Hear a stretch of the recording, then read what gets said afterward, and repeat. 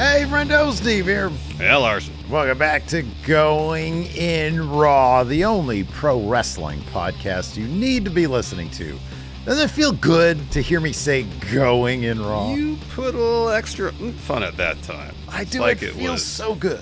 Yeah, it seemed like it. Oh, it felt good. You know, it feels really good. It's Thursday. This is one of my favorite shows. Now it's even more. I gotta stop.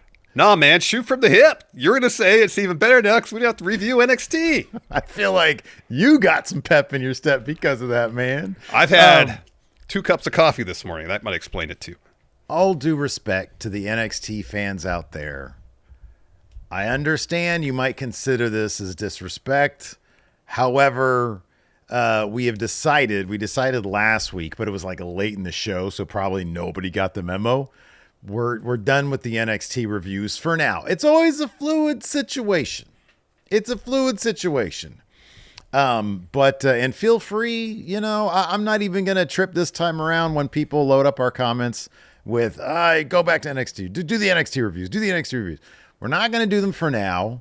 We just are disinterested, and it's not exactly, well, there's a couple reasons. Number one, we kind of cover the stuff that we find vital to the conversation writ large. Yeah. And NXT isn't that and hasn't been that for a while. And I'd rather focus that time we spend watching, consuming, taking notes for NXT on other stuff. This isn't just to give us more time to do nothing. You know, there's more Friendo Club stuff we want to do, more shorts stuff we want to do. We got to get working on that short film. You know, there's a lot of stuff that we want to do, and ditching NXT helps us accomplish, even in a small way, those goals. So, you know, let's get a 10 bell for NXT. Everybody we got to be silent now. Ding. If we're silent for 10 seconds, people are going to be like, what are these idiots doing? They're going to turn the video off. Ding. I'm on 3 now. Oh, my God. Ding 4. Ding, ding, ding, ding, ding. Ding. There we go. 10 bell salute. 10 bell salute for NXT. What more respect do you Well, want? no, hold on. NXT's not going anywhere. It's still on the air. You could still watch it. There's other channels, I'm sure, reviewing NXT. Do they? Do they? Someone left a comment in last week saying we weren't going to do it anymore, saying now they had to watch. Who reviews Talk? it still? Wrestle Who? Wrestle? No. Or What Culture? Maybe What Culture? Wrestle the Talk other ain't going to channels. be doing that. They got rid of AEW for like a week, and then people got pissed and they had to bring it back. They were like, "Oi, sorry." You know, speaking of getting rid of AEW, apparently we love them Wrestle Talk guys. we do. But speaking of getting rid of AEW, apparently WWE wants to get rid of AEW. Ooh, look at that segue, baby. Doors open. So this sounds like speculation. I want to preface with that, but it's an interesting topic to discuss, I guess. So Yeah, absolutely. Yeah, on a recent episode of Wrestling Observer Radio, Dave Meltzer was talking about all the counter programming WWE was trying to do. Specifically, apparently, there's reports that WWE wants to move the date of John Cena's last match to counter program AEW's World End. And Dave, I think, is just kind of putting the pieces together as he sees it and thinking, where is this leading to? Anyways, Dave's speculating that WWE's trying to put AEW out of business. This is the quote. This is from Cultaholic. Quote, that is certainly the story that's going around that they wanted to move from December 13th to December 27th, given all the actions and everything that has been done. Of course, they want to. It isn't the only thing. There is so much going on that will probably be breaking the next couple of months when it comes to different things. They really want TNA to become the other promotion because they can control TNA. This is a major full court press. They just want this guy, Tony Khan, out of the box, and they know if numbers stay good, that he's going to get a renewal at a much bigger number, just like they did. He's already very profitable. The number will make him incredibly profitable, and they'll never get away from him or anything like that. So they feel that they need to make sure this is the last contract, the last TV deal. Right, so Dave's talking about. their deal ends in like 2027 or 2028, something like that. I think there's like an option year for probably WBD. And the idea is they want this to be, you know, the last real TV contract that AEW gets. Now, when I read this, of course, on, social media, everybody picks this up as the insinuation I think that some people get from this quote, and no fault of Meltzer, I don't believe, but they look at what Dave Meltzer says and they take it as somebody in WWE has told Dave Meltzer that the goal is to do this, as opposed to what Dave Meltzer, having been around for a very, very long time, looking at the landscape, looking at what WWE is doing, and coming to the obvious conclusion, there's a mad dash to get rid of AEW. They're trying to box out AEW, yeah. Right, exactly. Which is, I think, probably this is probably true, is what they're trying to do. Wouldn't surprise me, no. When you look at the situation. So there's a little bit of our take in terms of like, okay, is WWE really trying to do this? Is this a stated goal that they are going to do everything they can? Or is this simply like, hey, they're going to keep on taking shots at AEW in hopes that... So yeah, we knew this from the outset. Counter-programming AEW was something that is designed to take away from AEW, and I'm sure WWE would be more than happy to see them not get another big TV contract. Eric Bischoff keeps on talking about, well, all that's separating TNA from being the number 2 worldwide promotion is a huge TV deal.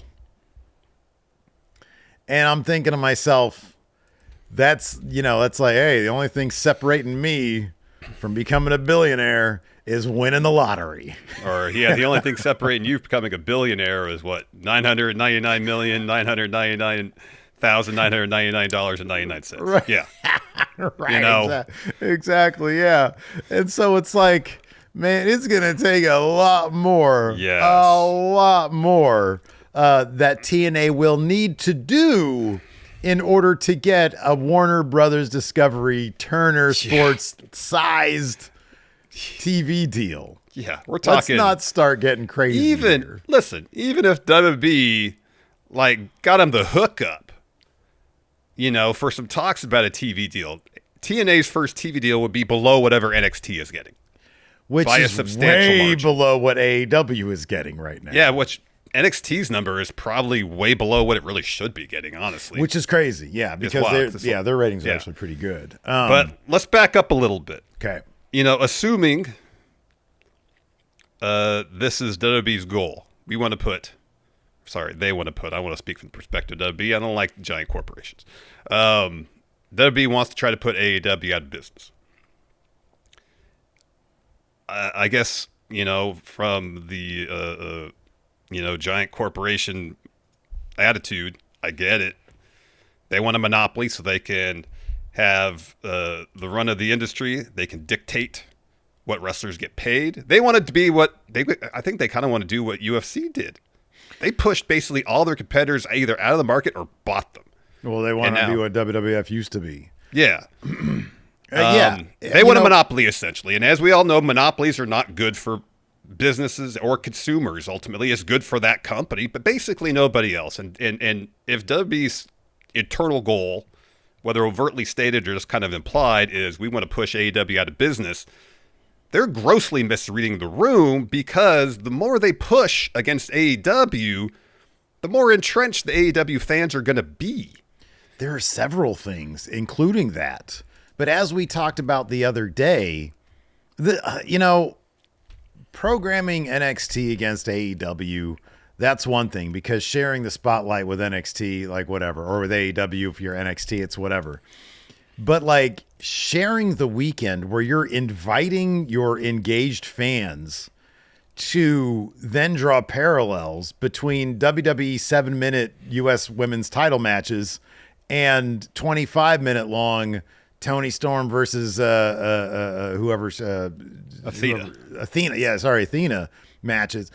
When you're going to start drawing parallels, I don't know if those are parallels that WWE wants to bring attention to, especially during a period where, yes, they're creative. As we talked about yesterday, their creative is much better than where it was under Vince, but they're not doing any bloodline level stuff. Cody's not on the chase anymore, and the Cena thing is winding down. You have to dust off Brock Lesnar, who comes with a ton of baggage, to try to and like programming. This is crazy. Programming Brock versus Cena against an AEW pay-per-view. All right, they dusted off Bill Goldberg to compete against AEW. AEW just sort of moved their time, but now the idea is John Cena's last match. You're not going to give John Cena the weekend. You're going to take your year-long storyline, his farewell tour that you have donated, that you've given all of your creative energy to varying results. Well, I mean, based on what we see on television, it's clear they put some creative energy into it. They put some creative energy into it. They've given him, the main event basically. Yeah, and you're gonna take the last hurrah, the last match. And you're going to make him share the weekend? You're going to make him share the date? Because your philosophy isn't, let's just be really good. Let's bend over backwards just to program against the other guys. So it's disappointing that, John Cena, who you think, look, man, these are all millionaires. What do I fucking care? But if I'm John Cena, and John Cena has always been like, yeah, whatever you want me to do, I'll do. You want me to? Well, that's what he says. That's what he says publicly. Yeah, it is. Yeah, and hey, you're right. You're right. There's probably room to be suspicious about that, but the idea that they would take this monumental moment. Mm-hmm. And, hey, we're going to reshuffle this. So we're counter-programming those guys. And now are the most engaged fans in wrestling. They're going to start looking at one and the other. They're going to have to make a choice here. And, did they make a dent in the pay-per-view numbers on this last one? No. Doesn't seem like it. Nope. So, yeah, I mean, I don't know. Short of them somehow, some way trying to strong arm WBD from re-signing them up for another deal, I don't know what this is going to do. I mean, look, for all I know, the AEW ratings are going to be poor enough by the time 2027, 2028 comes around that maybe WBD will simply decide that on their own. I don't know. It's up to AEW to continue to provide good entertainment and decent ratings. Yep. And if they don't do that, that's going to be on them. But I don't know that this WWE counter programming thing does a damn to hinder that. No, and like I said, I think if anything else, the stalwart AEW fans or people who just really like AEW, and take issue with how WWE conducts their business will be like, well, this is pretty lame. If you want sorry, go ahead. No, I'm sorry. You were continuing. I was going to say, I think people who enjoy wrestling, pro wrestling, I'm not saying based on any particular emotion, but who but really enjoy wrestling across the board, understand that the more vital, vibrant, successful wrestling promotions that exist is beneficial for the business and beneficial especially for the wrestlers. Yeah. And will support companies that lead to that outcome, as opposed to, oh, WWE's the brand name, I'm only going to watch them. Monopoly, what do I care? There might be some people who are just absolute WWE fans. Yeah, I was going to say some weirdos out there. There are some, look, it's totally fine to be if you just like WWE stuff, that's fine. But when it starts to get weird, when they start to root for WWE to put other people out of business, that's sort of the line where it gets weird. Yeah, it does. It does. And if that's their perspective, whatever, but just understand that if there's a monopoly where WWE is the sole giant wrestling promotion in North America or in the United States, it's bad for business. Well, it's ultimately shitty. bad for business. Look what happened last time. They got shitty. It got shitty, and it's People shitty for the tuned wrestlers. Wrestlers maximize their income when they have leverage, and there's more successful wrestling companies out there that maximizes their leverage, therefore maximizes their income potential. You can only be like the prime earning window for a pro wrestler is not huge. And for the benefit of the wrestlers, the longer, the better their ability to maximize that prime earning window, the better it is for them, and the better it is for everybody. Well, what's wild is that, like, there was the last year, the thing where, AEW was able to get or keep Swerve, Ospreay, Okada. Those are the big names. And Triple H pitched a little bit of fit about the Ospreay thing, the grind, all that kind of shit. And then, and so, like, there's a talent war. Mm-hmm. There doesn't have to be. If you really want to go after AEW, double them up on what you're paying the wrestlers. You think Swerve is out of the market? Guess what? He's not, because he made that much with AEW. If you offered him double, he might damn well consider going to WWE again. If you think that he's, if you want him so bad, if you want to put them out of business, just post their talent when the contracts are up. And if you don't like how much they're getting paid, guess what? That's just called the market. You like the free market? That's what it is.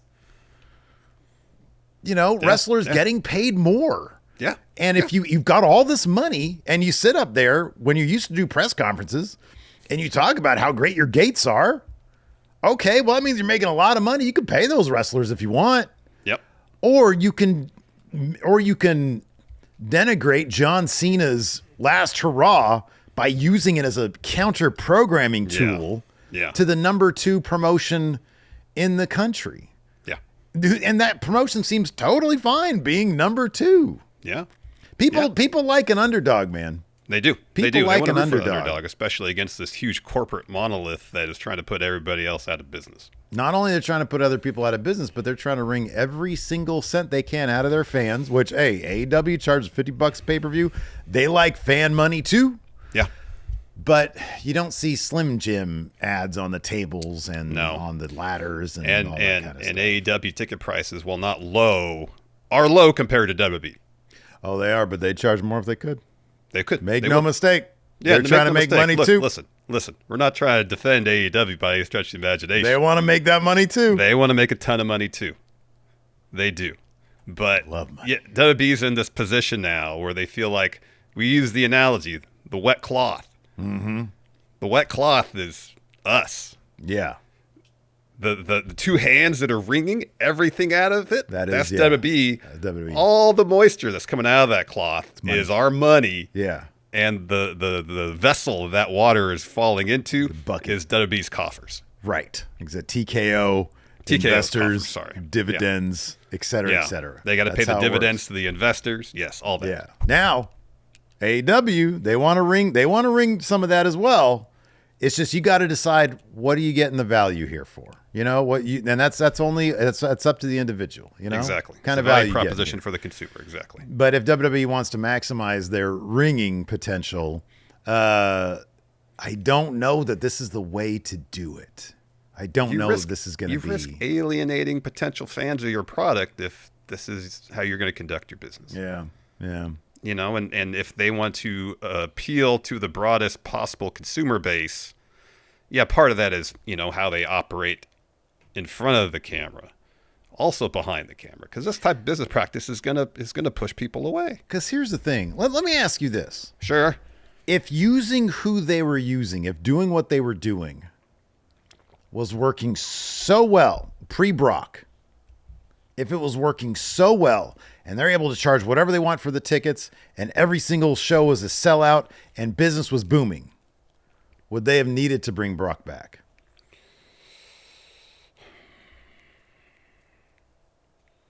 Well, I don't think they need to do it, period. I think they're doing it because they want to continue. I think it's no different than Rock at Elimination Chamber. Yeah. I mean, they needed something to juice the sales, to juice the tickets, so they call up Rock.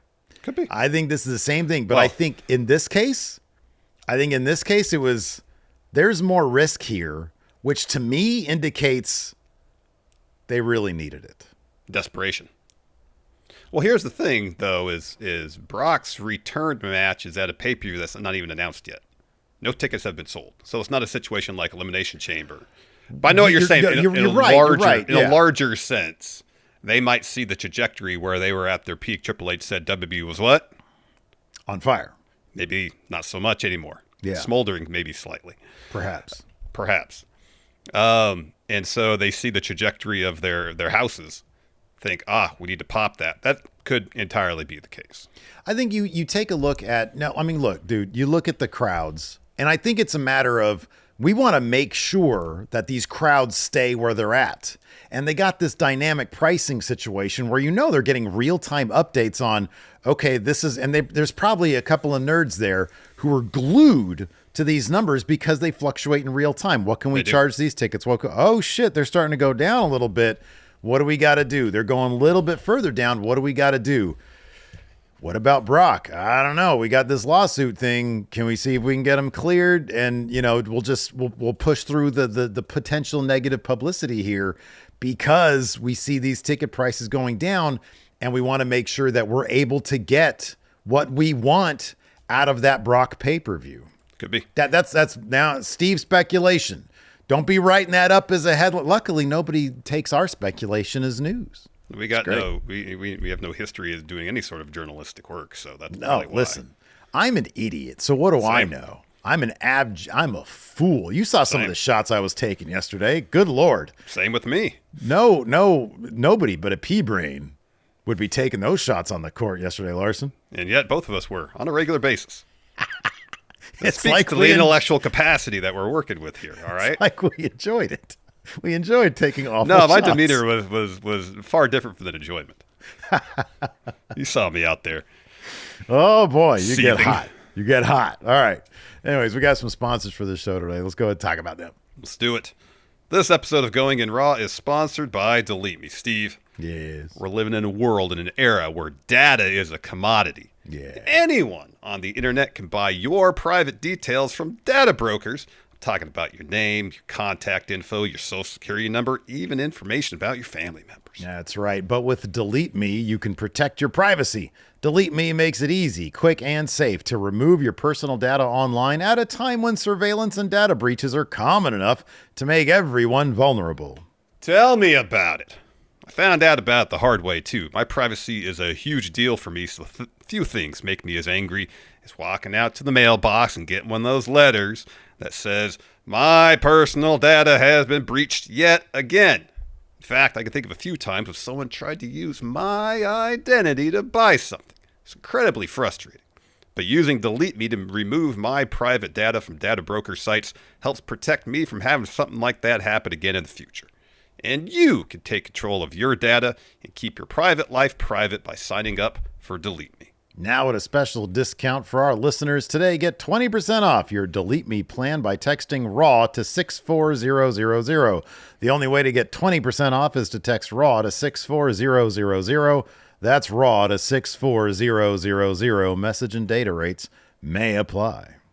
And this episode is sponsored by Cash App, Steve. I know you're an accomplished artist. Oh, done a lot, published comic books. Thank you. Design all of our merch. Yeah.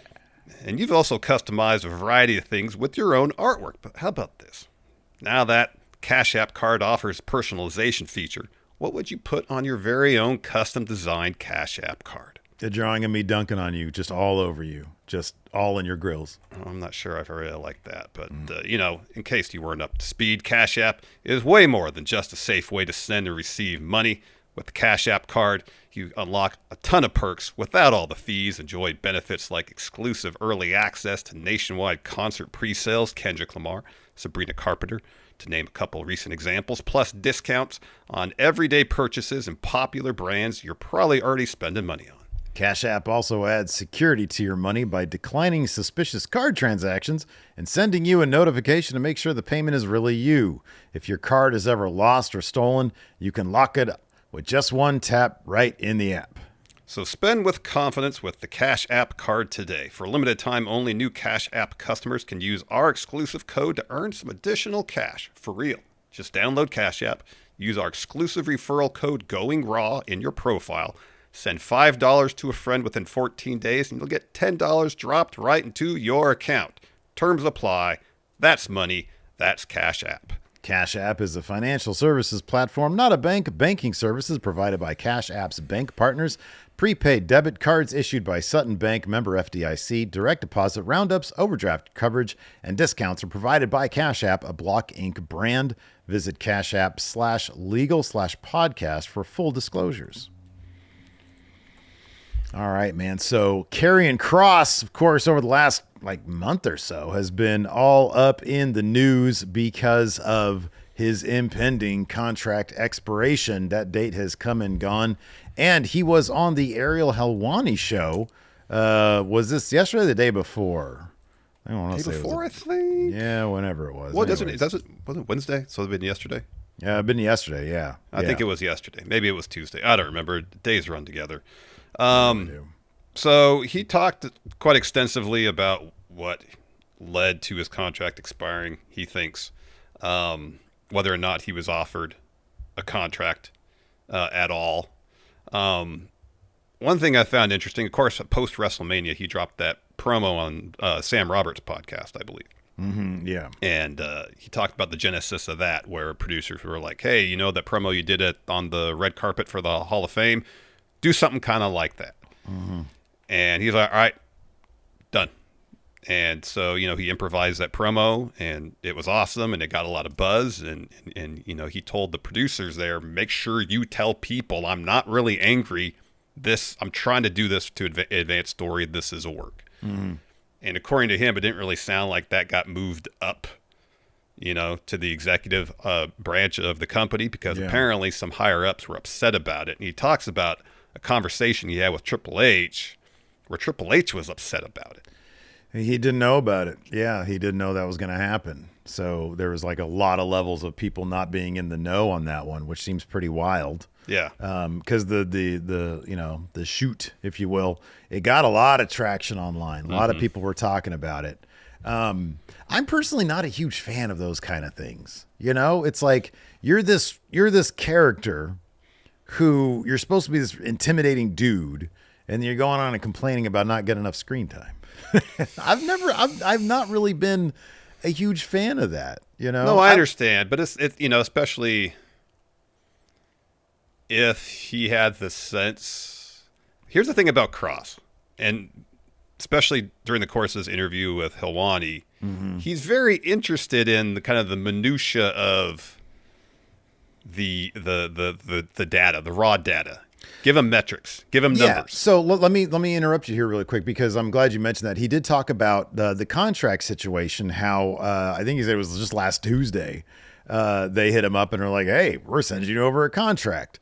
And then he was like, "All right." So this is the actual quotes from WrestlingNews.co. It says, "I got the offer. I wanted to know how they came to the valuation of that offer. Just wanted some information, some metrics, some analytics that's supporting to, hey, this is how we got here.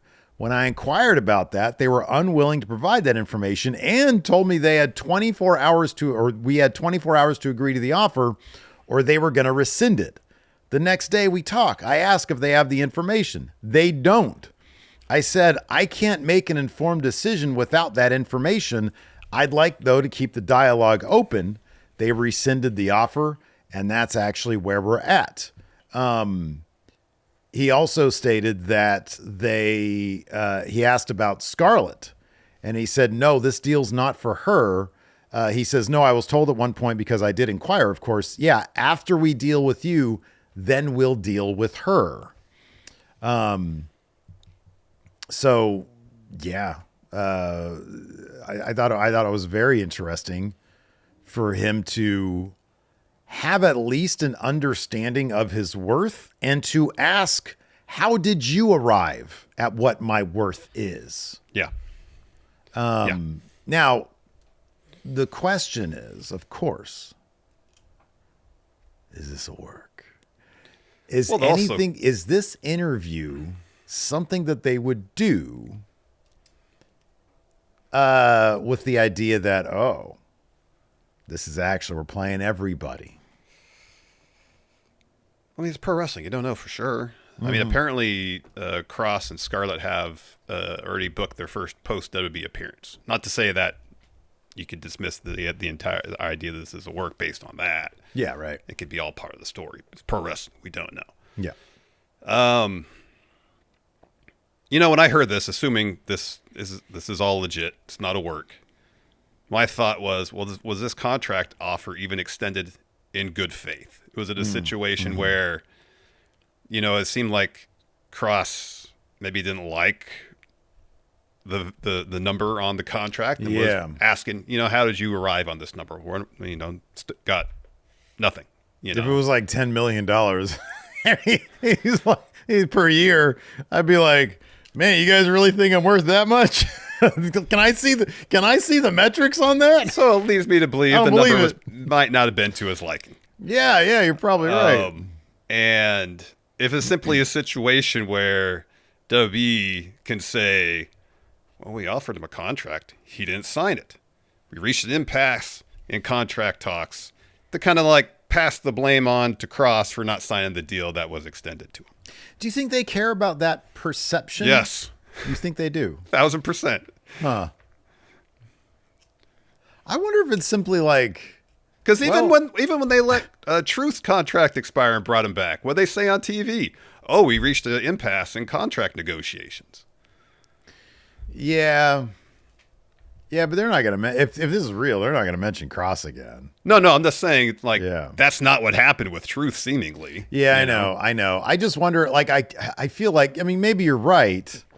I just wonder if it's a matter of, if it's a matter of, I mean, our metrics are, we never use you, but we kind of don't want you to go to another place. So this is just like some money that we're going to, offer you, knowing that you're probably going to turn it down. Well, that's what I'm talking about. That's what I'm talking about. It's not a serious offer in an earnest attempt to retain his services. It's like, the Bischoff offer to Luger, it's like, well, we don't really want you. We don't really need you, but we'll offer you something because it's better than you going somewhere else. Maybe like it's better than you reaching your potential somewhere else is like, having a ceiling here.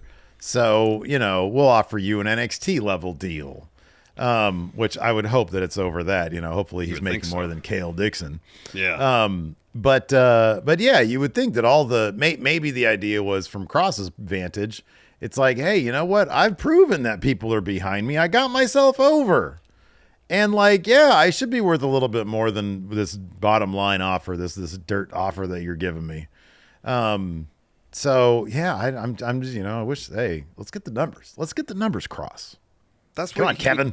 Even going back to, the post-Mania promo he did on Sam Roberts, before that, when he was talking to the producer, he seemed really interested in the metrics of how his Hall of Fame red carpet interview went. Yeah.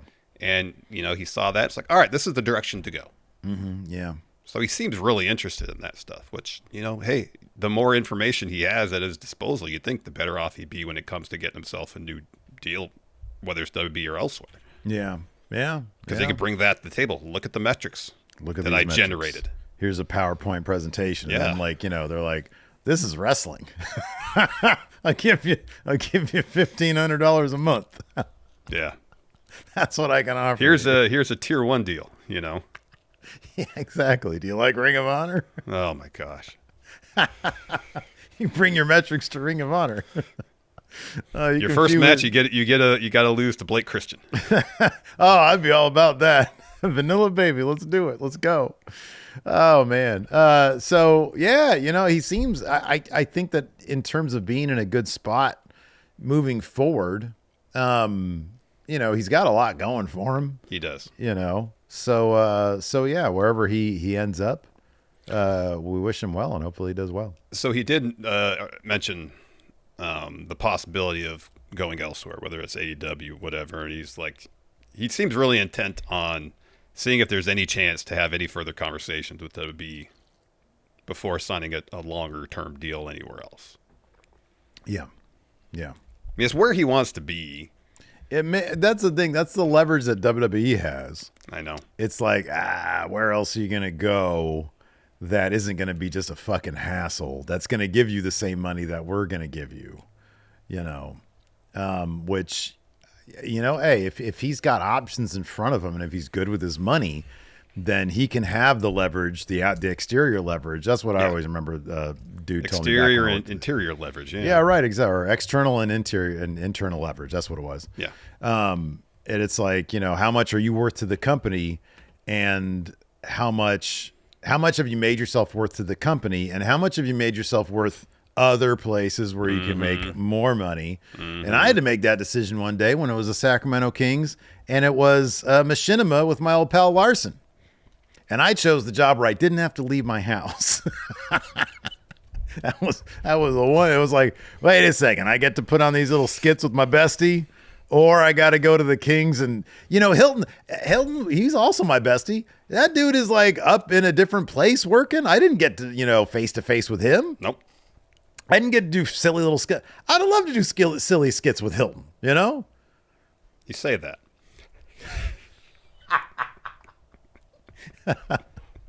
Oh man. Oh, it's time. Well, before we do this, man, hey, just a quick reminder. Friendo Club set up. That's right. If you want to help support Going in Raw, patreon.com/Steve and Larson. We got the big August predictions we are doing. I don't know. We haven't heard from Cody about I don't think so. I'm just checking out, but I can confirm that I will. Oh, that's right. Be able to. Yes, you will. Okay. Yeah, stream Triple Mania. I'm good. Okay, so Saturday we're doing our Triple Mania watch along, 6 p.m. Pacific. It's gonna be a chill stream. Don't expect big reactions. Just we're gonna be chilling here. No, I feel like honestly, if anything is gonna generate a huge reaction for me, it's gonna be Triple Mania. Dom winning that title. That'd be pretty surprising. Should be a lot of fun. But our predictions challenge definitely continues at Forbidden Door and the thing after Clash in Paris. We've already got SummerSlam in the books, but if you want to put us on notice, if you want to participate in the rest of the August predictions challenge, you might not be able to win, but there's a lot of matches on the board still, so you can make a dent perhaps, and you never know. Maybe somebody could win. I don't know. Go to patreon.com/Stephen Larson, click on the Friendo Club setup. It's $5 a month to get access to a bunch of bonus episodes. We just dropped a bonus episode a couple weeks ago. We got another one coming up in a couple weeks. And you also get access to the question threads for the show. It's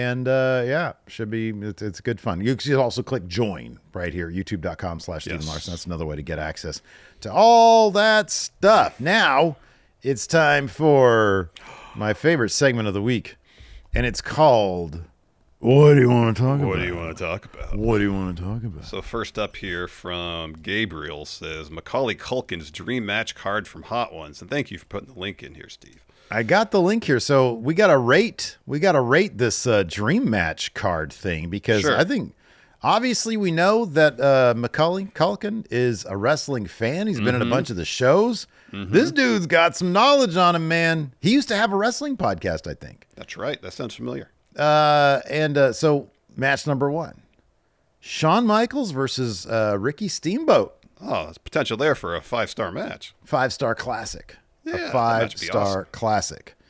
He says in a ladder match, no less. That's a good one. That is good. That'd be great. This next one, I know he's right now a controversial guy, but historically speaking, I understand where Macaulay Culkin's coming from. Brock Lesnar versus Andre the Giant. Hey, boss.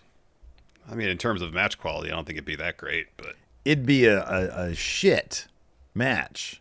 But in terms of the energy, the electricity, that'd be all right. How about this one? CM Punk versus Randy Savage. Really bending that space and time. Oh, yeah. Yeah, there's potential there for a quality match, yeah. Was it ever... I guess it was. Like, their careers for a couple of years overlapped. Yeah. Punk started, like 98, 99 or something like that?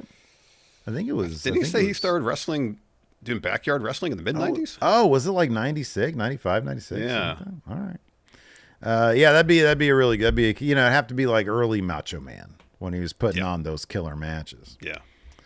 Let's see here. Oh, and that's all I got. Yeah, that's 3 matches. That's all that's on this thing. That's all I got. That's a good lineup right there from... That would be. From the Home Alone star. And, of course, brother to Roman Kieran. Roy. Yeah. Kieran Culkin. Roman Roy. Yeah. That's what I call him. Yeah. I know you put this one on here because you love yourself some Bully Ray. It's Tyler here says Bully Ray saying he thinks fans would like to see or would embrace Vince appearing at Cena's last match to give John his final farewell. So here's the quote here, and damn it, I did not pick up where I got this transcription from, but maybe I'll see if I can find. I'm not going to use this one. this is what Bully Ray had to say about this, because I guess a caller, they do call-in stuff, which I'm busted open. We should do that shit. No. Caller pitched Vince McMahon returning for John. Yeah, this is why we shouldn't, because some caller was like, hey, Vince should be at John Cena's last match. And Bully Ray said, I think it's a really good idea. It's going to be a very emotional night, and Vince is the guy that gave John his opportunity. If Vince were to come out in that moment to give John his final farewell, I think the people would like to see that, or would embrace it, and maybe for that moment in time, forget about all the things that are going on in quote unquote real life with Vince. I think they could ride that wave of positivity. What's he talking about, quote unquote, in real life? What is he referring to? Oh, that's right. He is currently subject of a lawsuit involving the word sex trafficking. Yeah. Forget about all that. This is a terrible idea. Forget about all that stuff, though. Forget about it. Terrible idea. For just a moment. They want to see two men hug. Yeah. I don't know about that one. That's a bad idea. You know me. I love Bully Ray, but that's a bad idea. That's a bad take from Bully there. Bad take there from Bully. Afraid not, Bully. On the topic of Vince, Mr. Sammy Sandman here says Vince upset he wasn't invited back to WWE for the Hulk Hogan 10-bell salute. So this was a very short little bit from the Hulk Hogan TMZ document. The real Hulk Hogan is what it was called. The real Hulk Hogan. And he was asked by Mr. TMZ, what is that dude? Do you know that dude? Harvey Levin? Oh, yeah. That sounds familiar. He was like, it really struck me, Vince, that you weren't there for the 10-bell salute. Evidently, Harvey's not paying attention to life, real life, quote unquote. And Vince just says, yeah, it struck me too. With his weird melty face. Yeah.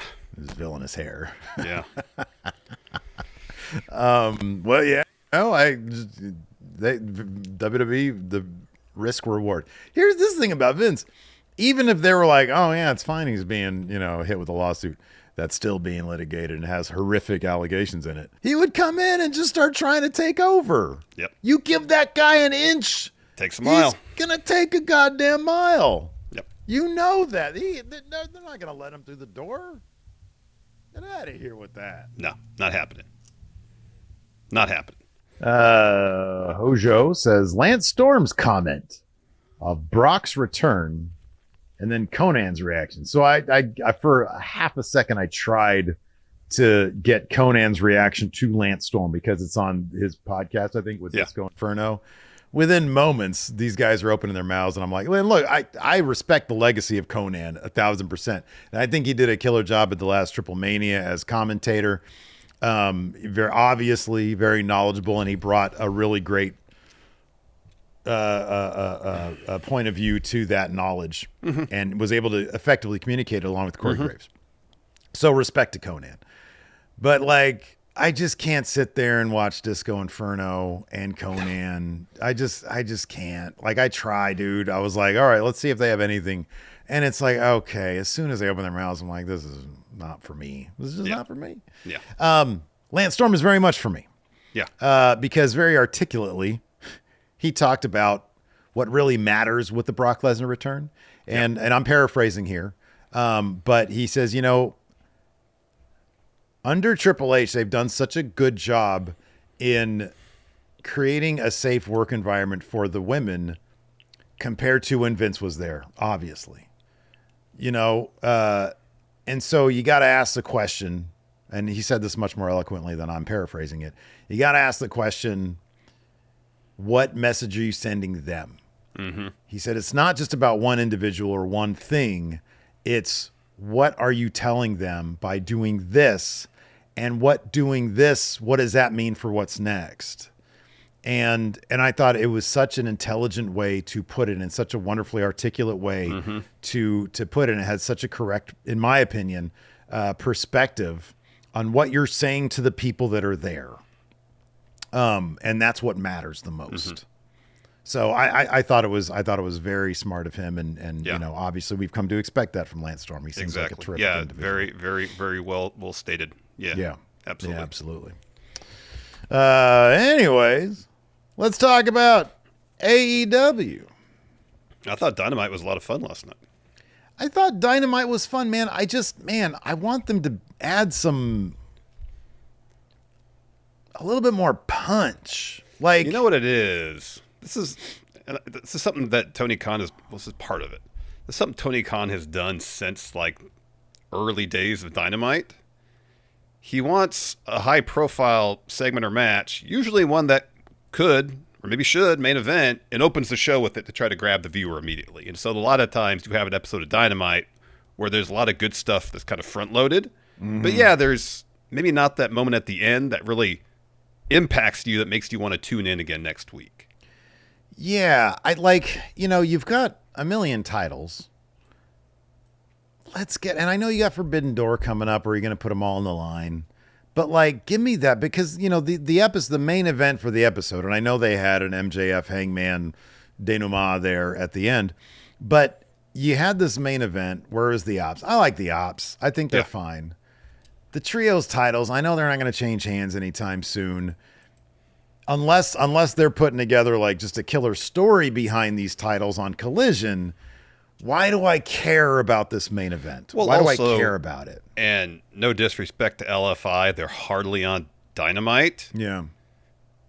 Those titles ain't going to change hands, even if Right. there is a story building up on Collision for them. It seemed like a match that maybe could have been the top of the second hour. Yeah. Yeah. And if you have the main event segment, if you just, instead of opening with Hangman and MJF, you close with that, with MJF seemingly getting so irate with Hangman that he's going to execute his contract to get a match, not an opportunistic match, but a match at Forbidden Door, and him coming to the realization whether this is what he did was intentional or unintentional.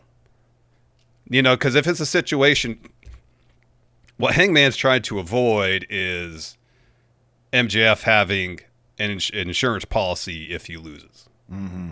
That's kind of or he either wants MJF to go through the process of earning the match that way, and if he earns it and loses and has the insurance policy, so what? At least MJF went through the work to earn the match to begin with, or just use the contract so you don't have that insurance policy. And especially now with that, seemingly MJF is out of Hurt Syndicate. Well, if he executes the contract, there is zero insurance policy for MJF. If Page beats him, one and done, he moves on. Yeah, and I think that's great. I think that that opening promo was awesome. It was really good. But I'm looking at the rundown here. Besides, you could have even built this in a really fun way, Stokely versus Cope as your main event. Especially with the image of Cope and Christian hugging after the match. Yeah. If you'd have made it feel, and obviously you'd be doing it in a decently comedic manner. Yeah. Where Cope is saying how serious of an opponent he's taken Stoke, and we all know it's not true, and Stokely getting hyped up, and you build that as your main event, that could get people, this is going to be really entertaining. Because I thought that match was entertaining, and obviously, like you said, we had the big moment. Mm-hmm. How is that not ending your show? Mm-hmm. But besides that match, that was the only match, and you barely call it a match.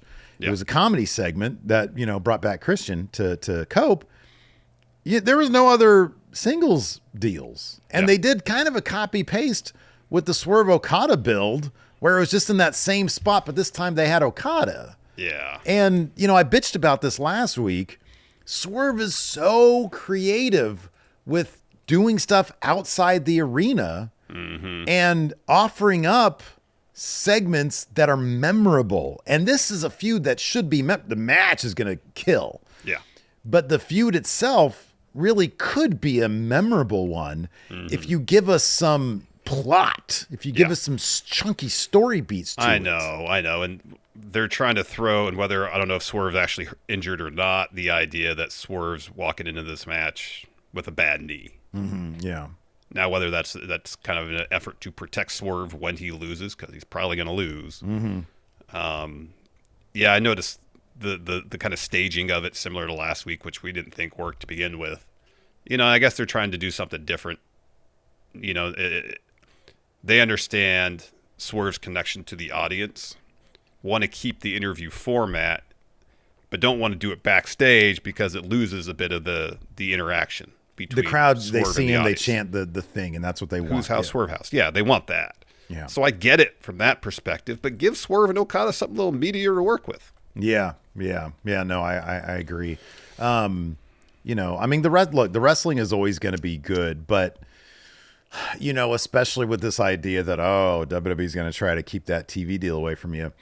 You have to advertise, and I know you got your pay-per-views, but you have to advertise. You've got such a deep roster. You got to advertise some good stuff. You've got this, big cage match coming up now at Forbidden Door. Yeah, that's going to be fun. So let's get Darby's return to the ring last night. Let's get a singles match with Darby or something.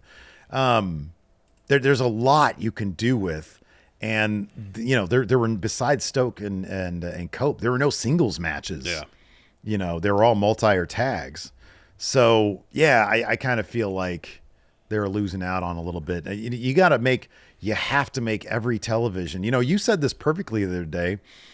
So much of WWE and AEW's weekly programming are commercials for their big shows, and at its best, not the big show, at its best, these shows have to be the thing that captivate you to tune in next week, and then you're extra hyped to plunk down your $50. Yeah, and I think I get the idea about a lack of singles matches on the card, but I think more than anything with AEW, it's just the structure of the show.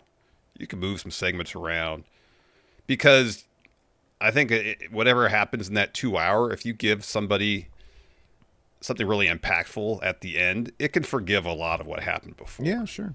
If the final image, if orchestrated a little differently, was Cope Christian hugging and then Christian kind of leaving, but not necessarily like, all right, this is good, we're back together. That's intriguing. Mm-hmm, yeah. That makes you want to tune in. All right, what's the deal between them? And then instead of like 10 minutes later announcing, yeah, they're back together, taking on Kip and Nick Wayne. Yeah. They're sort of skipping over a pretty important story beat or two. They are. So let us see that story beat develop. Yeah. Once you put the tease out there, this reunion's on the precipice, you got another episode of Dynamite plus 2 episodes of Collision. Mm-hmm. That you could tell this story, and however you structure it, whether it's Cope like, hey, all right, look, we're on the same page now. And Christian's like, no. You have time to at least get to the point where you're like, all right, this match is built now in a somewhat organic fashion, but the kind of the story going into it could still be, is Christian really on board with this reunion or not? Yeah, right. Yeah. I mean, instead of just booking the match. You could even go down the route of, is Christian going to show up for their first match together? Mm-hmm. And instead it's like, oh, we got next week, Edge and Christian are back together. It's like, what the fuck? What? And I understand they have pay-per-views they need to sell. They said last night there's tickets that were just newly released for Forbidden Door. They got to sell tickets. I get from a promotional standpoint, you got to do what you got to do to sell your product. Mm-hmm. And there's a balance there between telling interesting stories plus promoting your shows and selling tickets and pay-per-view buys and all that. I get it. But sometimes we saw that with CM Punk's return literally to AEW. You just tease something, and sometimes that's enough to generate enough interest that you can kind of accomplish that without having to just go from point A to point Z and skip everything in between. Speaking of which, I will say this: Real American Freestyle. I just got on WrestleTix to see the Dynamite Forbidden Door situation. Yeah. Real American Freestyle. Real American Patriot Alpha Male Freestyle. Guess how many tickets it sold? Wasn't it like 300 at one point? Now it's up to 1,900. All right. That's respectable. That's damn respectable. I wonder how much those tickets are going for. Let's see here. A quick ticket rundown here. SmackDown for last week. That boy, 13. They almost at 14,000. 13. Yeah, but check this out. 13,732. But the setup was for 13,947. Oh, not a sellout then. Not a sellout, man. Not a sellout. Where is Forbidden? Is Forbidden Door on here? On this day, what's Bound for Glory at? Bound for Glory. Ooh, Bound for Glory is only at 3,000. So if you want ringside seats for Real American Freestyle, it's going to set you back almost $400. $400 for ringside? Yeah. For the very first Real American Alpha Patriot freestyle? Yeah. I don't know if that's good or bad. I think it's pretty good. Let's see here. Oh, here we go. Forbidden Door. You mean like as a value proposition? $400 for a completely unknown, unproven entertainment product? It's the first. You're going to be there for history. It could also be incredibly lame, Steve. Yeah, but here's the thing. If they're actually, I'll give credit, or I'll say this. If they got some good like freestyle wrestlers there, that shit can be kind of compelling, I think. It can be. You know? Like if they get together a good crew of like wrestlers, that could be fun. I don't know. Whenever sometimes I'm push that shit on Instagram. Oh. And I'm like, oh, wow. But then I realize it's AI and they start morphing into each other. I'm like, yeah, is this going to happen? That's what you really want. That's what I really want to see. You don't want real human athletes out there. You want artificial intelligence generated athletes. Just AI slop wrestling. Yeah. Or eventually in every match they just merge into one entity. Yeah, pretty much. And they fly away into the atmosphere. Yeah. Forbidden Door is sitting at, this is as of August. Oh, this is a week ago. Forbidden Door is sitting at 14,526. What's the setup for? The setup was for 16,700. You got to think Ospreay and this whole cage match thing is going to be... Lights out cage match where it's Death Riders, Young Bucks, and Gabriel Kidd taking on... This is quite a team. This is. It's Ospreay, Darby, Go Ace, Hiroshi Tanahashi, and the Golden Lovers, Kenny Omega and Kota Ibushi. So that is a weird team. It's a really weird team. I mean, obviously Ospreay and Darby feuding with the Death Riders. Kenny has beef with the Bucks. I get all that. So it's like, this that Forbidden Door. They want to shoehorn New Japan wrestlers into some of these matches. And this Tanahashi, legend. Obviously. Get all the qualifiers out. All the caveats. He's a legend. One of the great, huge match wrestlers of any era. He's on his retirement tour. Yeah, there's a lot of reasons. I understand it. I don't know if a lights out cage match is the best platform at this point in Tanahashi's career for him. You and I texted about this last night. And his knees are shot. I'll just say it. His knees are shot. My knees are hurting thinking about him. Last time we saw him in AEW walking down that ramp, my God, there was a zip code between his knees. They were so far apart. Yeah, his knees are done for. His knees are done for. Now, two things. I saw, God, I forget who this was. I'm so sad about it. But on Twitter, somebody quote tweeted this match from AEW with the shot of Randy the Ram and the last shot from the wrestler, it just above it, high fly flow. And I had said, let's get a high fly flow from on top of the cage. And you were like, that's a horrible idea. But then we came to a consensus on what a good idea is. He climbs the cage, he gets that done, and he just air guitars the entire time. 25 minutes. And just does that 25 minutes. Yeah. Yeah. Done. Who's upset about that? Nobody. Who'd say no to that? No. That'd be great. Nobody. So Ospreay's back. They got this lights out thing, which is probably less taxing than a real match, to be honest with you. Like if it's lights out one-on-one, but just lights out a bunch of people in the ring, I feel he like could be selling for 5 minutes. Yeah. You cut yourself on the head and you don't have to do any crazy shit. Yeah. Especially if there is weapons-based stuff. Take any crazy bumps. Imagine that's probably worse on his neck, taking crazy bumps than, taking a kendo shot to the midsection. For sure. 1,000%. He shouldn't be doing anything from the top of it. But what Will Ospreay's going to do. He's going to do something crazy. He's going to go extra. That dude is extra. Yeah. Extra cool. He does. He wants to put on good matches and entertaining matches. I get it. Yeah, he's a badass. So anyways, we had this MJF Hangman thing, and I really liked this promo. It was great. I thought it was fantastic. When you get two strong, really well-defined characters who know exactly who their characters are, and you just pit them against each other, and each character knows the other character's kind of weakness. Mm-hmm. It's not complicated. Yeah. And everything from here just felt earned and organic and natural, and it worked really well. Yeah. So MJF comes out. Well, they both come out. And he says it's a face-to-face. A summit. And he says, Hangman, I've known you for a long time. You're at your most vulnerable when you're angry, and I intend to make you very angry. So angry, in fact, that you lose your title at your first defense. The only reason you're still standing is because I don't feel like breaking you. Page just smacks the mic. He's unbothered. He says, you couldn't break me with your edgelord B-level movie incel villain routine, you shit. And MJF obviously calls him Seabiscuit all the time. He's like, you probably don't even know this, but Seabiscuit wins at the end of his story, you dumbass. Which I thought was a great line. MJF says, you're going to lose. No, this is still Page. This is all still Page. He says, you say that I'm going to lose my first title defense. He says, you talk like you have a shot. He says, you have to earn a shot, which you haven't done, or you'll have to execute the contract.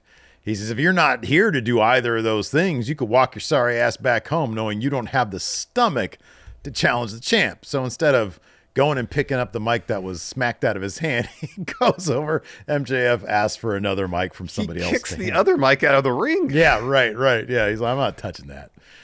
He says, you guys, if you want to talk about moral fiber, he says, good and bad are a matter of perspective. He says, the fact is, I'm not the problem. You are. They treat you like you're perfect. Well, screw you and I'll screw your God. When I was a young man and get the shit kicked out of me because I was a little bit different, if there is an all-knowing and all-powerful God, he can't be all good, and neither are you, and I'm going to show the world that you're nothing more than a fraud. You're not a god, you're a weak-minded, alcoholic little boy.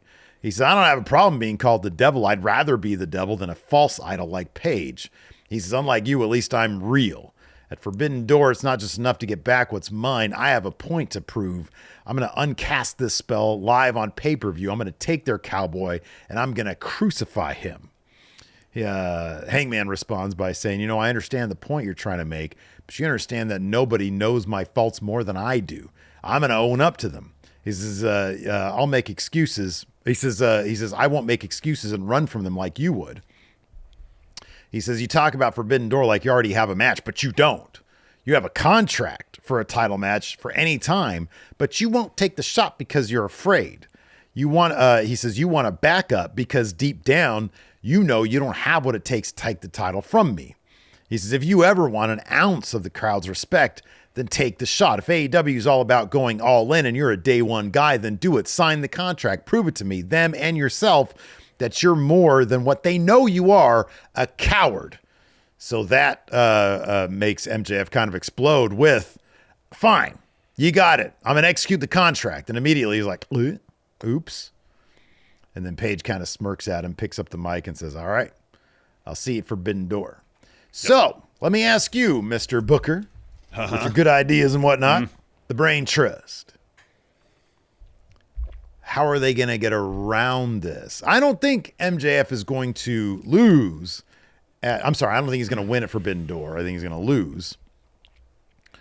But is this all that's said and done with MJF, this contract? Is it going to be a situation where, he executes his contract, loses, and then has to figure out by Full Gear how to get this rematch?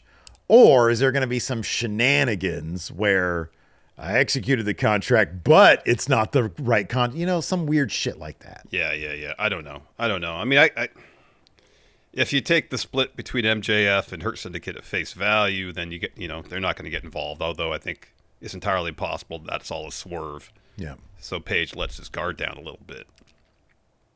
And if that's the case, then how does MJF not win? Yeah. Which I don't think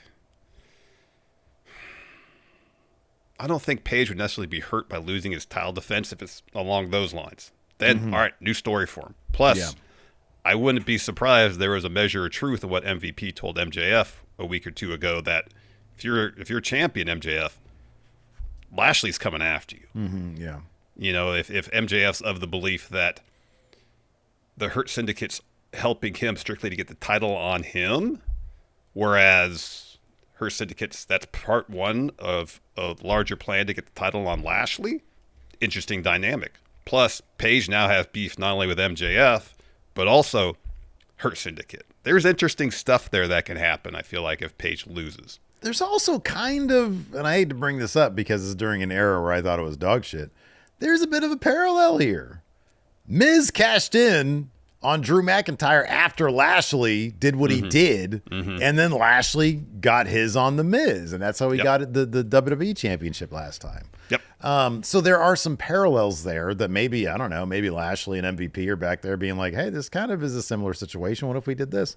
Or a situation where, like, we had this great idea and it kind of got watered down in execution. Yeah. Yeah.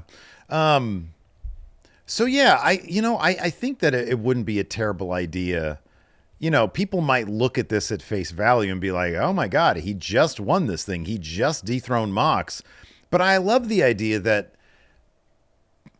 Hangman's vulnerability is both a strength and a weakness. He can be outmaneuvered because he's a man of emotion.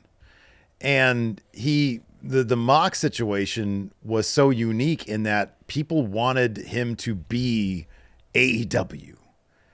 And now he's on his own and everybody else is doing their thing. And it's like, hey, if you lose now, that's just sort of straight up. And if somebody outmaneuvers you, and again, you go back to some of the, most exciting or some of the storytelling that had the most sense of urgency back 30 years ago, the Attitude Era, that title would change hands all the time. And as long as they kept this really good sense of urgency up, then it made sense. If MJF gets that title, he gets what he wants, but goddamn, now he's got bigger problems. And he's got Hangman and the Hurt Syndicate. That's some interesting stuff right there. Like, imagine if MJF wins because of the Hurt Syndicate's help. They're celebrating at the end. Immediately, Lashley lays him out. Right, Yeah. It's like, I thought I'd have a little bit of time here. Yeah. I thought I'd be able to manipulate them, but they're on top of me right now, and I'm a man alone. There is some interesting stuff that can go down there. Whether or not they would do that, I don't know. But you always want to follow. Honestly, you got to stick to what makes the best story. Yeah. And they have to make those decisions. Yeah. And we'll see how they get there. Yep. So in the main event, we mentioned earlier, the Ops defend the trios titles against LFI.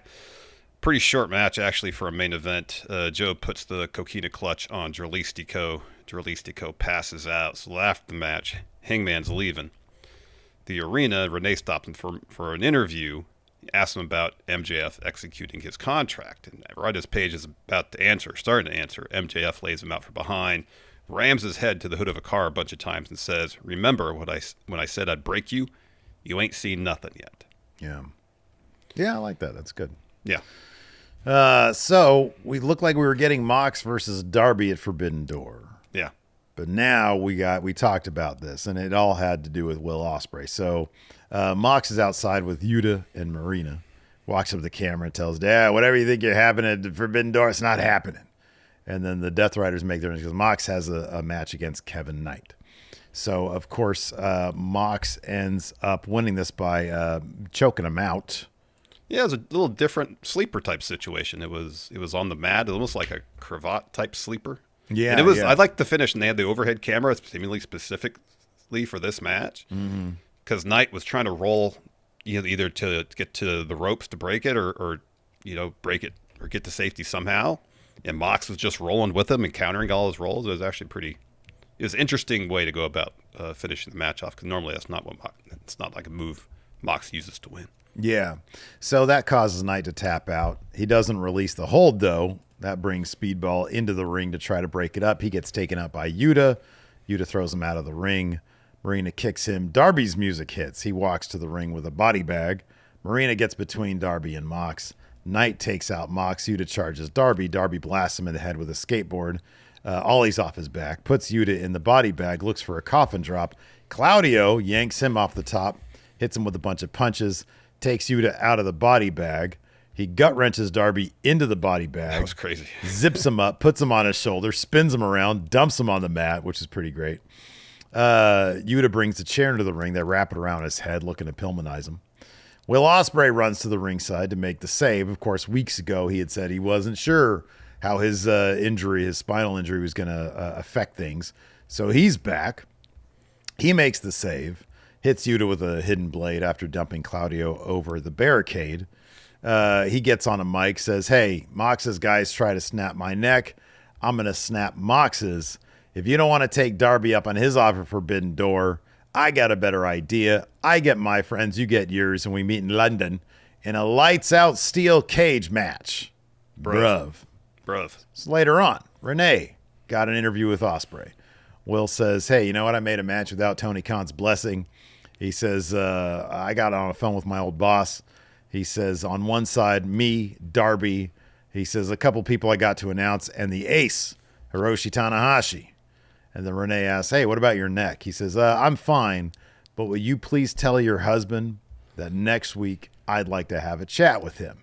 Yeah. She looks uncomfortable because when anybody mentions that she's married to Mox, she looks uncomfortable. Later on, Alicia Toot tells Mox backstage, go Ace is joining Ospreay and Darby. He's like, and so he goes back. He goes, Tanahashi? Yeah. She goes, yeah. He says, Hiroshi Tanahashi? That's pretty and funny. She says, yeah. All right, thank you. So he goes back to where the extras are, the jobbers, to find the Young Bucks, which is pretty hilarious. It was pretty funny. So they're there. Mox closed the door. You got to think that he's going to try to get them out of jobber status. Yeah. And in return, they get to be on his team. And that was announced later on. They officially announced Death Riders. Gabriel Kidd, Young Bucks against Ospreay, Darby, Tanahashi, Omega, and Ibushi. Kind of funny. They just throw Omega and Ibushi in there. Yeah, I know. They weren't really involved, Well, I mean, like Kenny's like in a constant feud with the Young Bucks, so I guess that makes sense. But again, like shoot something on Collision to build to it. Yeah. Again, I assume it's the thing where we got tickets to sell versus advancing story. So, Stokely had a match against Cope. We get a video package of all the story leading up. When the match is set to happen, Cope makes his entrance first. And then for Stokely, he's in some really cool looking FTR-themed gear. But it's obvious he doesn't actually want to take part in the match. So security essentially carries him out to the ringside and dumps him over the top rope. So the match starts. So Stokely's looking for a couple spears, but just bounces right off Cope. Stokely looks for a fist bump. Cope obliges and then punches him. And then Cope gets a mic and is like pulling the crowd. What do you think of Stokely? So he asks one person sitting by the crowd. And they say, well, Stokely, he's short, he's bald, and he gets no hose. Yeah. And Cope talks to a couple more people. Dumps Stokely back in the ring, hits a spear. FTR makes their way down, and Cope's like, come on in. FTR puts on the brakes. So Cope hits Stokely with another spear and says to FTR, what are you going to do? You just going to leave him here? And so then he tells, Cope tells Stoke, FTR doesn't care about you. So he sets up for a power bomb. FTR makes a move to the ring. Cope kind of spears Dax through the ropes. Backdrops Cash, looks for another spear on Stokely, but Stokely throws powder in Cope's face, so the match is thrown out. So FTR attacks Cope. Cash hits him with the mic. They're setting up for that double team pile driver. When Christian's music hits, he runs the ring with Spike, chases off FTR. Nick Wayne comes to the ring and tries to blast Christian with the chair.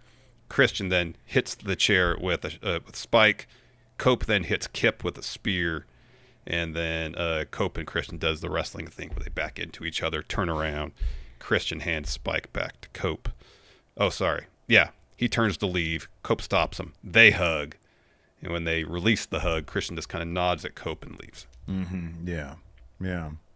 Yeah, I thought it was a good segment. But yeah, if that was the main event segment, I think that could have been pretty hot. Pretty hot stuff. Let's see here. Let's see. Oh, yeah. So we talked about this a little bit as well. They did a little interview thing where Swerve revealed that he's dealing with a knee injury. He says, look, we get hurt all the time. We push through. I'm not going to let that get in the way of the unified title and Okada. That's the only thing on my mind. He's interrupted by Okada. Walks to the ramp. Says, with your bad knee, you got no chance, so you might as well give up now. And then Swerve leans in, asks whose house. Okada says, okay, bitch. Swerve pushes him. Security comes out to keep them apart. Yeah. Later on, it's announced that Cope and Christian will take on Kip Sabian and Nick Wayne. Then we had Mercedes teaming with Tekla and Sky Blue to take on Willow, Alex Windsor, and Queen Aminata. I like in the pre-match when Mercedes tries to join the little cult gathering. Trying to get in there. She's like, you guys are good. You guys are good. So Tony shows up, as does Athena, with her contract. Tony's up in the crowd. She's in, I think, one of the balconies or something. Yeah, she's up in the second deck, and Athena's a few sections over. Yeah. Alex Windsor gets the win for her team, sorry. Sky Blue taps out to a sharpshooter. Tony and Athena start brawling out in the crowd. Mercedes attacks Windsor. Athena and Tony make their way to the ringside area. Tony hits Athena with a clothesline. Windsor does the same to Monet. Tony gets in the ring, challenges Athena and Mercedes to a tag match in Scotland, and then they dance away, which I thought was really charming. It was good stuff. Alex Windsor fits in pretty well in AEW so far. Yeah, her and Tony got like instant chemistry. They do, yeah. And then finally here, a really fun tag match, which saw the Young Bucks team up with Kyle Fletcher and Josh Alexander to take on Brody King, Hologram, Tomohiro Ishii, and Kyle Fletcher's opponent at Forbidden Door, taking Time Bomb. I haven't seen that guy in forever because we have not. Yeah, I haven't watched New Japan in a while. But that was cool. That's going to be a hell of a match right there. That is going to be a great match. So, of course, the Young Bucks got a messed up entrance. So the bunch of pyro goes off. And then someone says, over the PA, Young Bucks don't have music tonight. And so on the Tron, it was like their ring names when they began their career as Mr. Instant Replay for Matt and Slick Nick for Nick Jackson, obviously. So they come to the ring. They're all upset about it. Yeah, they're getting a lot of mileage out of messing with the Young Bucks entrance, and I like they're keeping it kind of fresh every week. You know, what lows can they reach? And it feels like it's coming to a conclusion probably after Forbidden Door. Yeah, I think so. But yeah, no, it's pretty funny. It's pretty. It is. So Hiromu gets the win here. Escapes the C4 spike from Alexander. Hits a super kick. Follows with Time Bomb to get the W. But yeah, taking Time Bomb versus the Protostar. That'll be good stuff. That'll be really good stuff. Yep, absolutely. All right, would you like to answer some questions? Let's do it. Mr. Lee. Myth Trainer AC says, if Triple H was not in charge of creative, who would you like to see with that job instead? You want to see Phil running creative? Kevin Owens. There you go. Who does the booking at PWG? Or who did Super Dragon. Super Dragon, yeah, that's right. Super Dragon. Yeah, dude, I don't know, man. I don't know. It's such like, I still kind of maintain. It probably would be Shawn Michaels. Yeah, I think that's who it would be. I'd be curious to see if he could handle that load. I still just think that, like, all the evidence suggests that it's just trying to do 5 hours, 2.5 hours, whatever, of like main roster television every single week. It's probably just really hard. It's probably hard to like keep up that sense of urgency with every stuff. I mean, it is logistically a fucking nightmare to do what they do. Mm-hmm. It's nuts. So I'm kind of not surprised that oftentimes it can just sort of like get mired in like, well, yeah, this week we just got a bunch of matches. Yeah. You know, I mean, back in the day when it was just Raw, had that 2 hours, it was like every single second of TV time mattered, you know? Yeah. And it's just not the case anymore. No. Luis here says, what's the max number of glizzies do you think you can do in a sitting? Excuse me. Blech. Oh, in one sitting? Well, okay, number one, obviously, is what type of glizzy are we talking Depends about? on the size. Is it footlongs? It does. Is it your standard ballpark is it like glizzy? A ballpark. Let's say it's a ballpark. Kind of as standard a glizzy as they get. At this point, most I can probably do right now is 2. If I was in competition, I think I might get 3. I think the most hot dogs I've ever had in one sitting was 9. That's a lot. I think those are those smaller. Those are the smaller ones, though. That was without buns. Not all of them had buns. Oh. I think one time we did dollar hot dogs at the baseball game. I did 6. Yeah. Yeah, like a ballpark, man, 3 and I'm stuffed. I might do that this weekend. Yeah, it's less about how full I am as opposed to how they make me feel at this point in my life. Like I had a hot dog the other day. It's like, wow, this tastes really good. But if I had another one, no. Bro, I'm telling you, man, losing weight, Your stomach shrinks. And you feel like a failure because you can't eat your entire Roscoe's meal. Yeah. It's like, well, I what was am I going to say doing? also, once you start cutting out some of the stuff that's not that great for you, certain things, for me, it wasn't hot dogs, obviously. Certain things you kind of just lose the taste for. Like if I used to drink soda a lot when I was younger, I have it now. It's like, this is gross. It's like, this tastes like cleaner. You know, I can't drink this anymore. I'm definitely that way with certain sodas, like Mountain Dew. I can't do that. Dr. Pepper, I'm like, how does anybody drink this? Yeah. Yeah. Diet Pepsi, I still like that burn. And I only do it on rare occasion. Like if I go to a restaurant, which I rarely do, I'm going to do that, you know? Yeah. If I go to my mom's house and she's having a pizza night and it's my one cheat meal for the week, I'll take down a Diet Pepsi. I'll be cool with it. But it is getting a little bit more and more like cleaner to me. It's getting there for me. Yeah.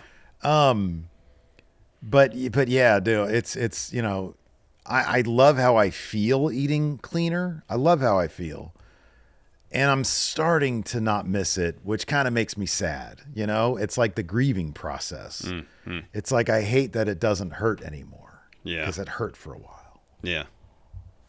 Yeah. Heel Heat, who are your favorite bands or musicians that come from the Sacramento area? Oh, wow. He says, I know every area has some hidden gems that never broke into the mainstream. That's a different question. Because I like the Deftones. Yeah, Deftones are cool. Tesla's from here, the band Tesla. Yeah, not so much for me. I liked Cake, that one album they had. Yeah, early Cake especially was pretty solid. Yeah. Did I ever tell you that I went and saw Cake with a friend, and guess who opened for him? Who? Sebadoh. Really? Yeah. Damn. Where's Sebadoh from? Someplace weird, right? Back east, I think. Oh, are they? Yeah. Boston. Sabato. Yeah, from Boston. I think they are. I think Lou Barlow's from. Yeah, because that's where Dinosaur Jr.'s from. Yeah. Where are the Pixies from? Boston as well. They're from Boston also? God damn. Yeah. Okay, here's a question. Is Boston from Boston? You would think so. You would think so, right? But I don't know for sure. I don't really care for Boston, the band. The other one, what are they? Cut My Life, Papa Roach. They're Lacey, from Vacaville, though. Well, that's in the air. Lacey graduated with that guy, with them. Yeah. I know they played out here a lot at the boardwalk. Vacaville's close enough. Yeah, I consider that Sacramento. I don't know. If we're talking the areas, Pavement, they're from Stockton. Pavement's from Stockton? Holy... I had no idea. Yep. Oh, wow. That's cool. Yep. Really? Stockton? Yeah. Wow. Yeah. They recorded their first album, I believe, in Gary Young's studio in Stockton. Yeah. I had no idea. That's awesome. That's great. I think by the time they started recording, Malcolmus had already moved back east. I think he was going to school back east somewhere. Here we go. C Machine. Who would you fire? Mox, Monet, Storm, Hangman, or Swerve? Sorry, Mox. That's the question? Yeah. No context? Oh, it's Mox, yeah. He had to get rid of one. Yeah. Yeah, it's Mox. Yeah, but Mox is best for business. I kind of feel like we've seen the ceiling of his character. Kind of feel like he's accomplished basically everything there is to do in AEW. Yeah. Yeah. And everybody else, their characters just feel much more vital right now. I'm going to say this, man. You put some charts and graphs in front of me, and Mox is my biggest moneymaker. Might have to get rid of the moneymaker. Might have to get rid of Monet. Ooh. Eesh. Ooh. Andrew asks, who do you believe is most likely to win these titles first and in which order? Finn, the Intercontinental title. LA Knight, the world title. Sami Zayn, the world title. Finn, Sami, LA Knight. I'm waffle. You're definitely right on the LA Knight. He's third. LA Knight's last. He might Definitely never win last. a world championship. I'm going to say, what did you say? Finn, Sami, LA Knight? Yeah, Finn, Sami, Yeah, LA it's Knight. Finn, But Sami, you could LA easily switch Sami and Finn. I just feel like Finn has a good chance of being the guy that gets Dom because of their proximity. Yep. Now with Seth in that world title, I feel like both world titles are kind of elevated to rarefied air, you know? Chris Stanton here says, how do you guys do the 2-part Meltzer star ratings without spoiling it for yourselves, or do you have a third party email you the scores individually? So for this example, this past week, I went and I assumed Cody Rhodes would not be mentioned at all during the night 1 ratings. So, we search a website. I did, Control F on a Windows, typed in Cody, and it put me in like the pre-write-up a little bit before any star ratings, and I skipped the next one, and I think it was the write-up for their match. I scrolled up to the first match of night 1 and stopped there. I sort of do a thing where I use, like when I'm in that situation, I kind of just stumble through my periphery, and I'm like, I just sort of do this. Yeah. That's why I'm the real dummy, Lars. I'm like, I just scroll. There we go. Okay. And that actually works. Yeah. Well, you have a method and that works. That's the important thing. Dave Matushek with Takeshita making the G1 semis this year. What are the remote possibilities of seeing another AEW wrestler reach those types of heights? I don't know. I mean, I suppose it's possible. Sure, it's possible. It'd be interesting. It'd be pretty interesting if you won the G1 and took on That'd be wild. Zack Sabre Jr. in Tokyo Dome. That'd be wild. Yeah. I mean, I don't know what necessarily stories they're telling right now. This is a great question from John in Alistair voice. John. Which Batman villain would you portray the best? Who's the sleepiest? I don't know about the sleepiest. Well, I feel like I don't have the energy to do the Riddler or the you'd Joker. be Scarecrow. All right. You could be Scarecrow. I think he's kind of a mellow yellow dude. Or Harvey Dent, because he kind of looked like he could be a prosecuting attorney. All right. A DA or whatever it is. Yeah. But then I don't know about the other side of you. I don't have that. I don't have the energy for that. Who would I be able to portray? I feel like I'd be a decent Riddler guy. Yeah, I could see that. Riddle me this, Batman. Yeah, see. What's red, black and white and red all over? Alfred, and he's just all bloody. Hey, that's a good one because he's got the suit. Yep, you got it. Oh boy. Okay. So this has to do with it. We did a Mount Rushmore video yesterday at Friendo Club. Jason Sear White says, "What's your guys' Mount Rushmore breakfast sandwiches?" Mick Riddle. Yeah. A low-key one that I really discovered, you probably won't agree with this, but it was really good, is a cinnamon raisin bagel, yeah, a fried egg, yeah, and a spicy sausage patty.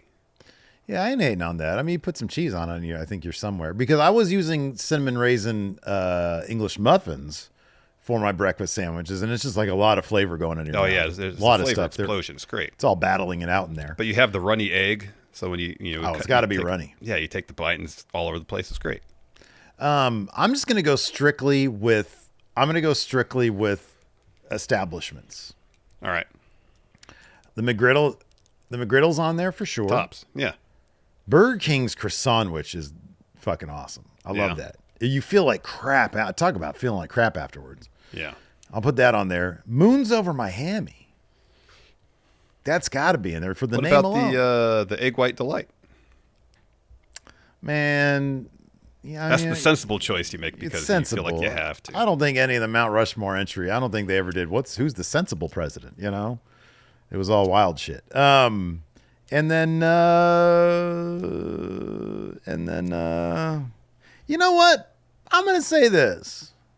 I'm gonna put McDonald's on there twice because I think their regular sausage egg McMuffin deserves a spot on there as well. Let me ask you a question. I'm just unaware of if this has ever happened. Has any fast food establishment ever created a breakfast sandwich where the 2 pieces of bread were French toast? Fuck. Wouldn't shock me if they did. I know. That's because you could do like what they do with a McGriddle and inject the maple flavor into the French toast if they think that's what's missing. That's a lot. Just put it out there. So if that hasn't happened, then that's a free idea. There you go. Fast food establishments. Edward Munoz says, we've seen Steve do a lot of his art skills recently. So for Larson, what other skills or talents do you have that we haven't seen yet? Oh, I'm sorry. What was that again? This is asking, we've seen your art skills recently. Do I have any skills or talents that we haven't seen yet? No. You play guitar. You play the But guitar wonderful. I used to do those streams for that short little spell. That was years ago. Yeah, no, that was ages ago, though.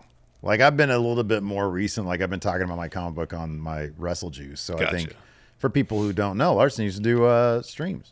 Yeah, I did, 5 or 6 of them? Yeah. On our you should Twitch do that channel. again. I have a SoundCloud that I uploaded to. Yeah. So that's still out there. You should get on fucking Twitch again, man. Get me some money over there. Yeah. Get me some subs, baby. Yeah. AJ Otani, I don't get this one. This isn't even a question.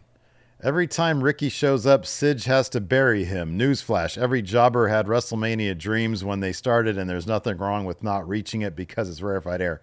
What does that mean? Wait, what is the first sentence? Every time Ricky shows up, Sidge has to bury him. Which Ricky? I don't know what that's And reference to. who's Sidge? I don't know what that's reference to. Charlie Black says, do you think that WWE could do another Mae Young or Cruiserweight Classic? Sure. Yeah, I don't absolutely. know if they will. Be cool if they did. Sofa King Good says, are there any premium live events that genuinely merit being 2 nights, and what could be done to keep them exciting? I think the justification for WrestleMania is obviously it's their hugest show of the year. Historically, there's a lot of matches on WrestleMania. I'd rather have 2 3.5 hour cards than 1 7 or 8 hour card.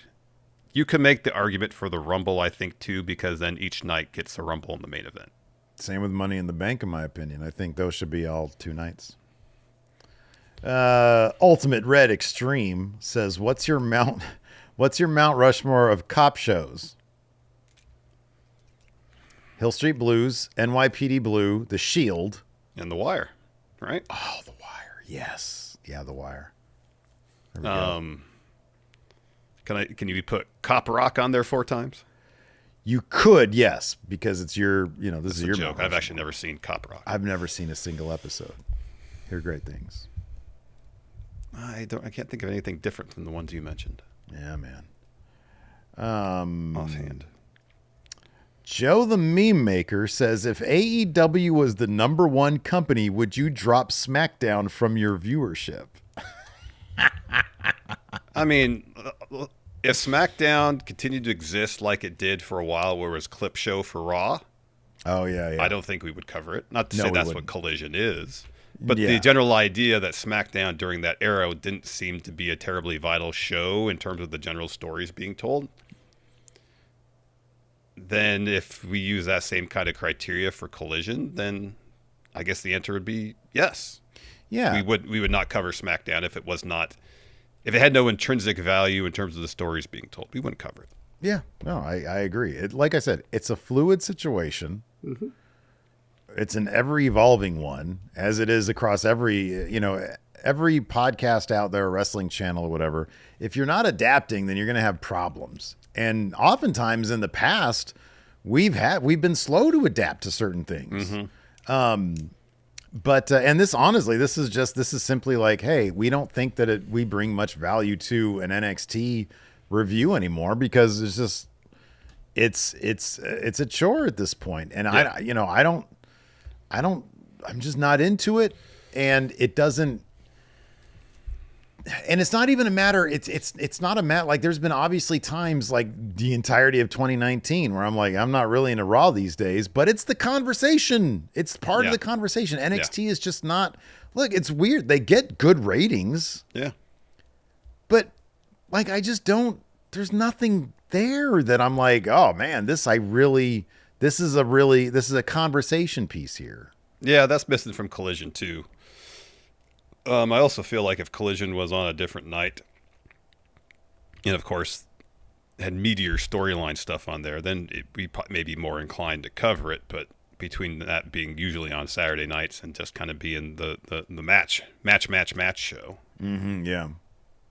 I don't feel like much is missed not watching Collision. Therefore. And there is, I mean, look, dude, this is just our definition of like the conversation. This is just sort of like what our orbit is like. This is an interesting question. Yeah. Tyler Scales says, does WWE or AEW hold the advantage in these categories and why? So there's 1, 2, 3, 5. Okay. In-ring skill. AEW. Well, I think in-ring product, AEW has the advantage. I think just about any wrestler in WWE, if they went to AEW, could have great matches too on a consistent basis. So I think you're saying this now that Karrion Kross is out of the company. No, I'm just saying I feel like there's a lot of wrestlers in WWE who probably don't get to put on the level of matches on a consistent basis that they really could. You know, my favorite thing is watching WWE wrestlers adapt to AEW because they all get gassed at first. You're talking about Ricochet. I'm only talking about Ricochet. And now he's great. Where was Ricochet last night? Yeah, I know. More Ricochet. Promo skills.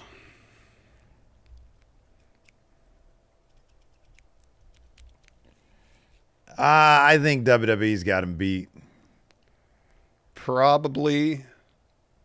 And I think that's kind of probably due to the more structured nature of the promos, and that some of them are actually like written for people, as opposed to like I think there's a lot of great promos in AEW, but sometimes it's going out there saying you got 5 minutes.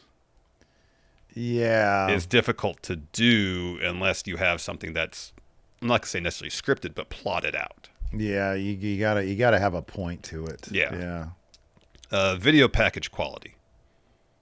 And basically anything production is probably going to be WWE. No question. WWE's got that on lock. And then overall fan experience. Oh, man. Overall fan experience. Wow. Okay, well, I mean, we got to include how much money you're doling out. Yeah. You know, I'd like to walk away from a wrestling show not with a second mortgage on my house. Yeah. You know, having gone to an AEW show over the past 12 months and having not been to it, we haven't been to a WWE show in a while. It's been years for me, I think. Has it? It was that one SmackDown we went a couple years ago. With Dope? Yep. Okay. I don't know. I'd probably put them kind of on par, I guess. I think ultimately what it comes down to is value. Mm-hmm. And as a purely value proposition, you pay less for an AEW ticket, and you get a lot more. You get a lot more. That's you go to a Dynamite, you just don't get Dynamite. You get like 3 episodes of Ring of Honor too. Yeah, it's on the verge of being too much. Sometimes. Yeah, yeah, right. It's like, you know, you're sitting at the buffet and it's like, oh, they're just shoveling shit in your face. It's good shit. Mm-hmm. You know, so yeah, I don't know. It's just yeah, they give you all you can eat buffet there at AEW, that's for sure. They do. Yeah. I don't have any other questions here. Nate Cruz here says, besides Heyman, who needs to take a break from being on TV every week so they can revamp their characters? Can you imagine Heyman revamping his character? Yeah. That'd be funny. Heyman just needs something to say.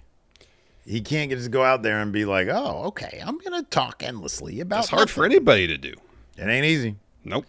So who would we want to see take some time off to revamp their character? I mean, the easy answer would have been Chris Jericho, but he's been off TV for a while. Ironically, I think Chris Jericho could stand to like stay to one character for a little while. Who could take some time off to revamp their character? You know, one guy in WWE that I'm like, God damn, this guy's got all the in-ring, but like, it's Dragon Lee. It's just, yeah, I don't know about that guy. You know, he's terrific in the ring, but you got to give him something better to do than just, I'm good guy lucha, you know? Yeah, I know. You need something to do. At least even on Andrade, it's like they don't really do anything with him besides have him in good matches.